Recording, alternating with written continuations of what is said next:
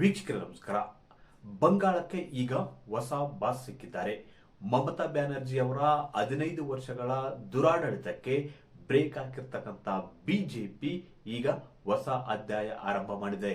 ನೋಡಿ, ಕಳೆದ 15 ವರ್ಷಗಳ ಮಮತಾ ಬ್ಯಾನರ್ಜಿ ಅವರ ಆಡಳಿತಕ್ಕೆ ಬ್ರೇಕ್ ಹಾಕುವ ಮೂಲಕ ಪಶ್ಚಿಮ ಬಂಗಾಳದಲ್ಲಿ ಬಿಜೆಪಿ ಹೊಸ ದಾಖಲೆ ಬರೆದಿದೆ.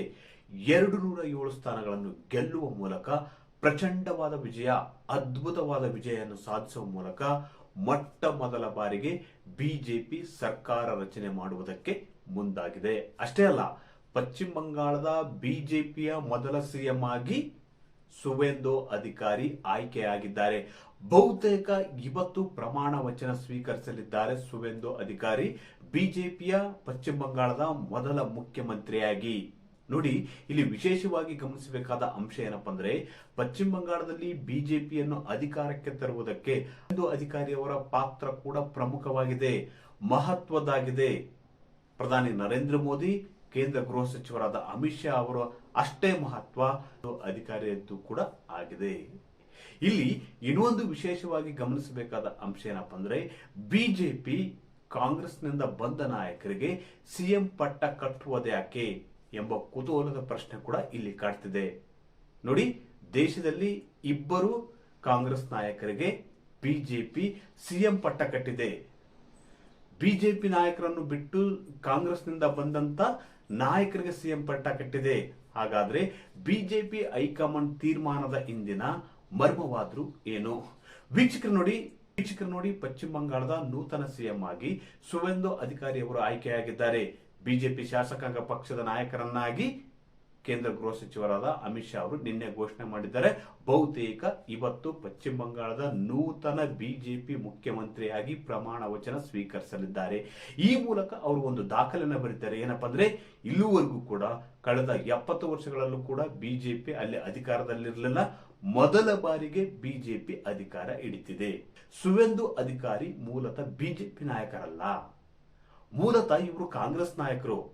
ನೋಡಿ, ಇವರ ತಂದೆ ಇದ್ದಾರಲ್ಲ, ಶಿಶಿರ್ ಅಧಿಕಾರಿ ಅವರು ಮನಮೋಹನ್ ಸಿಂಗ್ ಸಚಿವ ಸಂಪುಟದಲ್ಲಿ ಸಚಿವರಾಗಿದ್ದವರು. ಅಷ್ಟೇ ಅಲ್ಲ, ಸುವೇಂದು ಅಧಿಕಾರಿ ಕೂಡ ಕಾಂಗ್ರೆಸ್ನ ಕೌನ್ಸಿಲರ್ ಆಗಿ ತಮ್ಮ ರಾಜಕೀಯ ವೃತ್ತಿ ಜೀವನವನ್ನು ಆರಂಭಿಸಿದವರು, ಅದು 90ರ ದಶಕದಲ್ಲಿ. ಬಳಿಕ ಟಿಎಂಸಿಯನ್ನು ಸೇರ್ತಾರೆ.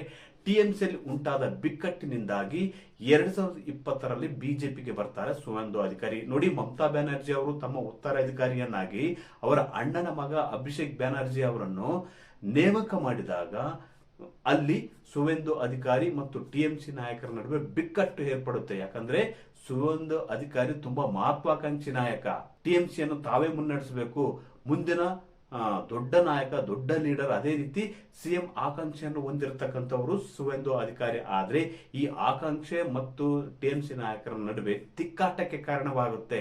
ಹೀಗಾಗಿ ಅವರು ಬಿಜೆಪಿಗೆ ಬರ್ತಾರೆ. ನೋಡಿ, ಸುವೇಂದು ಅಧಿಕಾರಿ ಪಶ್ಚಿಮ ಬಂಗಾಳದಲ್ಲಿ ತುಂಬಾ ಟಾಪ್ ಲೀಡರ್. ಸಂಘಟನೆ ಗೊತ್ತು ಅವರಿಗೆ, ಪಕ್ಷವನ್ನು ಬಲಪಡಿಸುವುದು ಹೇಗೆ ಅಂತ ಗೊತ್ತು. ಇಂಥ ನಾಯಕನನ್ನು ಬಿಜೆಪಿ ಸೆಳೆದು ಕರೆತರುವಲ್ಲೂ ಕೂಡ ಯಶಸ್ವಿ ಆಗುತ್ತೆ. ನೋಡಿ, 2021ರ ವಿಧಾನಸಭೆ ಚುನಾವಣೆಯಲ್ಲಿ ಬಿಜೆಪಿ ಏಕಾಏಕಿ 70ಕ್ಕಿಂತ ಹೆಚ್ಚು ಸ್ಥಾನಗಳನ್ನು ಗೆಲ್ಲುತ್ತೆ. ಅಂದ್ರೆ ಅಲ್ಲಿ ಸುವೇಂದು ಅಧಿಕಾರಿ ಅವರ ಪಾತ್ರ ಕೂಡ ಮಹತ್ವದ್ದಾಗಿದೆ. ಯಾಕಂದ್ರೆ ಟಿಎಂಸಿಯನ್ನು ಬಲಿಷ್ಠವಾಗಿ ಕಟ್ಟಿದ್ದು, ಟಿಎಂಸಿಯ ಬೆಳವಣಿಗೆಗೆ ಸುವೇಂದು ಅಧಿಕಾರಿ ಅವರ ಪಾತ್ರ ಕೂಡ ಇತ್ತು. ಪಶ್ಚಿಮ ಬಂಗಾಳದ ಎಲ್ಲಾ ಕ್ಷೇತ್ರಗಳು ಅವರಿಗೆ ಗೊತ್ತಿತ್ತು. ಯಾವ ಪಕ್ಷ ಇಲ್ಲಿ ಹೇಗೆ ಕಟ್ಟಬೇಕು, ಟಿಎಂಸಿಯನ್ನು ಹೇಗೆ ಕಟ್ಟಬೇಕು, ಬಿಜೆಪಿಯನ್ನು ಹೇಗೆ ಕಟ್ಟಬೇಕು, ಅಲ್ಲಿನ ಮತದಾರರು ಯಾರು, ಜಾತಿವಾರು ಸಮೀಕರಣ ಕೂಡ ಸುವೇಂದು ಅಧಿಕಾರಿಗೆ ಗೊತ್ತಿತ್ತು. ಸಂಘಟನೆಯಲ್ಲಿ ಎತ್ತಿದ ಕೈ. ಹೀಗಾಗಿ ಇಂಥ ನಾಯಕನಿಗೆ ಬಿಜೆಪಿ ಮಣೆ ಹಾಕುತ್ತೆ. 2021ರ ವಿಧಾನಸಭೆ ಚುನಾವಣೆಯಲ್ಲಿ 70ಕ್ಕಿಂತ ಹೆಚ್ಚು ಸ್ಥಾನಗಳನ್ನು ಗೆಲ್ಲುವ ಮೂಲಕ ಅಲ್ಲಿ ಪ್ರತಿಪಕ್ಷದ ನಾಯಕರಾಗಿ ಕೂಡ ಆಯ್ಕೆಯಾಗ್ತಾರೆ ಸುವೇಂದು ಅಧಿಕಾರಿ. ಅದೇ ರೀತಿ 2026ರ ವಿಧಾನಸಭೆ ಚುನಾವಣೆಯಲ್ಲಿ ಕೂಡ ಬಲಿಷ್ಠವಾಗಿ ಕಟ್ಟಿದ್ದ. ಅದೇ ರೀತಿ ಪಶ್ಚಿಮ ಬಂಗಾಳದ ಎಲ್ಲಾ ಮತಕ್ಷೇತ್ರಗಳಲ್ಲಿ ಕೂಡ ತಮ್ಮದೇ ಆದ ಮತವರ್ಗವನ್ನು ಹೊಂದುವಂತೆ ಮಾಡಿದ್ದ ಸುವೇಂದು ಅಧಿಕಾರಿ ಇವತ್ತು ಭವಾನಿಪುರದಲ್ಲಿ ಮಮತಾ ಬ್ಯಾನರ್ಜಿ ಅವರನ್ನೇ ಸೋಲಿಸಿಬಿಡುತ್ತಾರೆ. ಇದು ದೇಶದ ಗಮನ ಸೆಳೆಯುತ್ತೆ. ನೋಡಿ, 2 ಬಾರಿ ಪಶ್ಚಿಮ ಬಂಗಾಳದ ಸಿಎಂ ಆಗಿದ್ದ ಮಮತಾ ಬ್ಯಾನರ್ಜಿ ಅವರನ್ನು ಸೋಲ್ತಾರೆ. 2021ರಲ್ಲಿ ಕೂಡ ನಂದಿಗ್ರಾಮದಲ್ಲಿ ಮಮತಾ ಬ್ಯಾನರ್ಜಿ ಅವರನ್ನು ಸೋಲಿಸ್ತಾರೆ.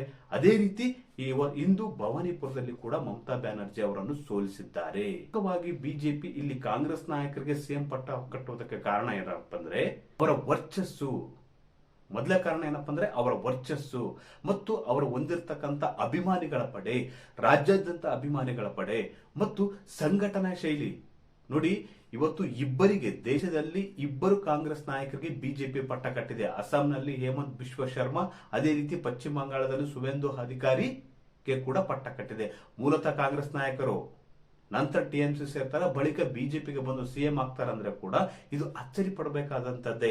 ಬಿಜೆಪಿ ಕೂಡ ಅಂತ ಕಾಂಗ್ರೆಸ್ನಿಂದ ಮತ್ತು ಟಿಎಂಸಿಯಿಂದ ಬಂದಂತ ನಾಯಕರಿಗೆ ಒಂದು ಉತ್ತಮ ಗೌರವ ಸ್ಥಾನಮಾನವನ್ನೇ ನೀಡಿದೆ. ಯಾಕೆ ನೀಡಿದೆಪ್ಪ ಅಂದ್ರೆ ಅವರ ವರ್ಚಸ್ಸು, ಕಾರ್ಯಕರ್ತರ ಪಡೆ, ಅವರ ಸಂಘಟನಾ ಶೈಲಿಯಿಂದಾಗಿ ಅಂತ ನಾಯಕರನ್ನು ಉಳಿಸಿಕೊಳ್ಳುವ ಮೂಲಕ ಪಕ್ಷದ ಆಸ್ತಿಯನ್ನಾಗಿ ಮಾಡಿಕೊಳ್ಳುವುದು ಬಿಜೆಪಿಯ ಹೆಗ್ಗುರಿ. ಭವಿಷ್ಯದಲ್ಲಿ ಕೂಡ ಬಿಜೆಪಿಯನ್ನು ಇನ್ನು 25 ವರ್ಷಗಳ ಕಾಲ ಬಿಜೆಪಿಯನ್ನೇ ಆಳುವಂತೆ ಆಗಬೇಕು ಅಂದ್ರೆ ಇಂಥ ಬಲಿಷ್ಠ ನಾಯಕನಿಗೆ, ತಳಮಟ್ಟದಲ್ಲಿ ಕಾರ್ಯಕರ್ತರ ಪಡೆಯನ್ನು ಹೊಂದಿರತಕ್ಕಂತ, ಸಂಘಟನೆಯನ್ನು ತಿಳಿದಿರುವ, ಅದೇ ರೀತಿ ಎದುರಾಳಿಗಳನ್ನು ಸಮರ್ಥವಾಗಿ ಎದುರಿಸುವ, ಅವರದೇ ದಾಟಿಯಲ್ಲಿ ಎದುರಿಸುವಂತ ನಾಯಕರು ಬಿಜೆಪಿಗೆ ಬೇಕು. ನೋಡಿ, ಪಶ್ಚಿಮ ಬಂಗಾಳದಂತ ರಾಜ್ಯದಲ್ಲಿ ಗುಂಡಾಗಿರಿ, ದೌರ್ಜನ್ಯ ಹೆಚ್ಚಿದ್ದಂತ ರಾಜ್ಯದಲ್ಲಿ ಅವರದೇ ಭಾಷೆಯಲ್ಲಿ ಉತ್ತರ ನೀಡಬೇಕಾದ ಒಂದು ಸಮರ್ಥ ನಾಯಕ, ಎದೆಗುಂದದ ನಾಯಕನ ಅವಶ್ಯಕತೆ ಇದೆ. ಹೀಗಾಗಿ ಬಿಜೆಪಿ ಕಾಂಗ್ರೆಸ್ನಿಂದ ವಲಸೆ ಬಂದಂತ, ಟಿಎಂಸಿಯಿಂದ ವಲಸೆ ಬಂದಂತ ಸುವೇಂದು ಅಧಿಕಾರಿಗೆ ಸಿಎಂ ಪಟ್ಟ ಕಟ್ಟಿದೆ.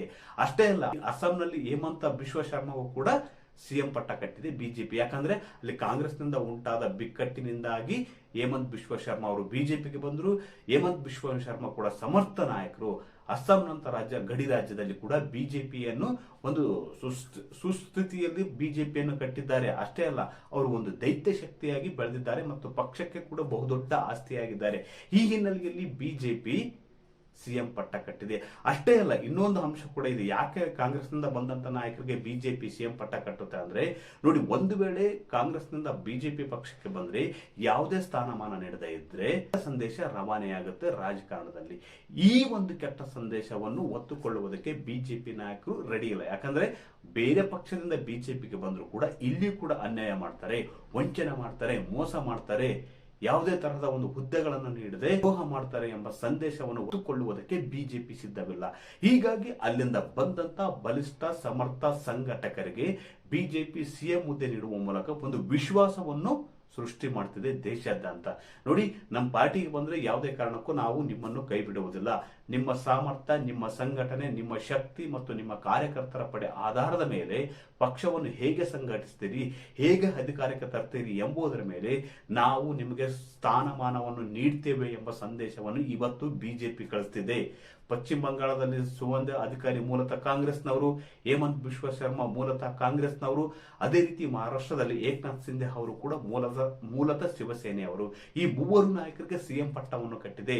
ಬೇರೆ ಪಕ್ಷದಿಂದ ಬಂದರೂ ಕೂಡ ನಮ್ಮ ಪಕ್ಷದಲ್ಲಿ ಉತ್ತಮ ಸ್ಥಾನಮಾನ ನೀಡ್ತೀವಿ, ಕೊಟ್ಟ ಮಾತಿನಂತೆ ನಡೆದುಕೊಳ್ತೀವಿ.